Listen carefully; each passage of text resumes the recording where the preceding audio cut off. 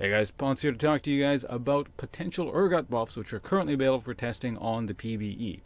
Now, there's some interesting stuff going on here. What they've done so far is they've lowered the base shield amount, but they've added mana scaling to the shield. So a little bit like champions like Rise and stuff where they have mana scaling. So it's sort of neat because Urgot tends to build lots of mana anyway because of his itemization. I did the math for you guys. You can see above my head here in Notepad. At level 1, your shield is actually about 5 stronger than it normally is. So it used to start at 80. Now it starts at 60, but you get about 25 extra shield at level 1 at 312 mana. At 2,000 mana, which is a fairly reasonable kind of endgame build, you'll be getting 160 extra shield. So that's quite a bit more than the old version. It's not the hugest buff ever, but it's something. Now I just did a bit of a silly build here. I took it to late game. You probably still don't want to build Iceboard Gauntlet. I mean, I suppose you could. I'll talk about Urgot balance in a minute, but yeah, with 3,000, a bit over 3,000 mana and 1 level off max, I have about 500 on the shield, which is pretty big. But you also have to keep in mind I'm sort of lacking in terms of a lot of offensive capability that other Urgot builds would have. Addition to that, hyper-kinetic position reverser has been slightly buffed. The cooldown has been lowered at higher ranks. It's not the biggest thing ever. It's still a pretty useless ult early on. And even later on, it's situational. It's kind of lame that hyper-kinetic position reverser is more so about the buffs it gives Urgot most of the time, and the actual swapping mechanic isn't quite as useful. Now, in terms of Urgot balance, I know a lot of people think Urgot is really, really bad, and he's probably not the greatest champion ever, but I would say he's far from the worst. The main problem Urgot really suffers from right now is the fact that a lot of people basically, I think, play him just like AD carries, or even in the AD carry bottom lane role, which I don't think he belongs there at all. Like, he's just not very good in the bottom lane. I don't like him there. I much, much prefer him actually as a solo laner. Mid lane, if possible. He can technically work in the top lane up here. It's kind of risky, but yeah, if you use him, basically play him and sort of build him like an AD caster, that's always worked much better in my experience.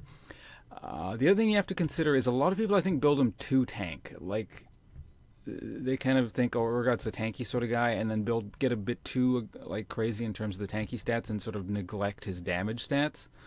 Or stat. That tends to lead into awkward situations where you've basically picked a champion that people expect you to be in the carry role in, and then suddenly you're not dealing the damage and everyone else has got to fill in for you. So it's a bit of a trap in that regards. Like I said, you can build them more tanky, but if the rest of the team doesn't have the damage to back you up, as a whole, your team is missing out on the damage because you've placed yourself in a carry role often.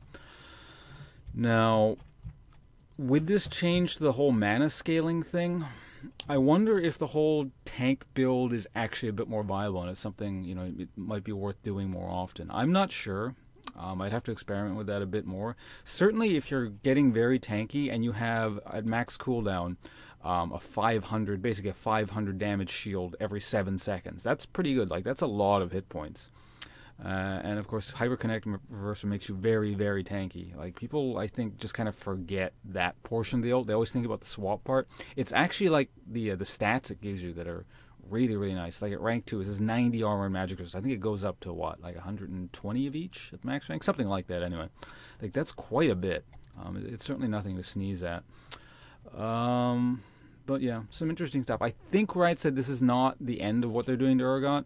I think they have a really long-term rework sort of planned, and he may get more buffs in the future if they don't, if this is enough. I think they said that there's actually more coming with Urgot, but I'm not entirely certain, so don't quote me on that one. But kind of interesting stuff. Like I said, I don't think Urgot is as bad as a lot of people think he is.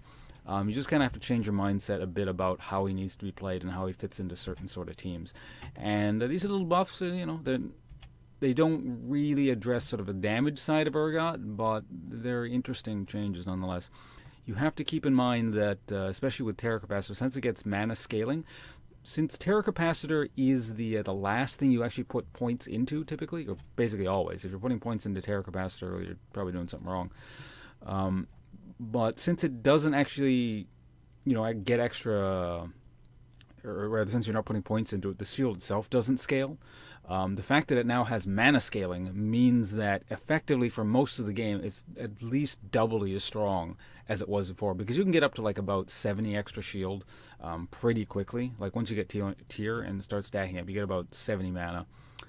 Or rather 70 extra shield right off the bat, and then for the entire game, whereas the old shield you were sitting at 80 HP, for now you're sitting at 60 plus 70 for most of the game, and then the shield keeps scaling up and up and up, and by the time you actually start putting points into it, you probably have well over 100 extra shield already just from the mana. Anyway, I've been rambling enough. Thanks for watching, guys, and I'll see you around. Bye.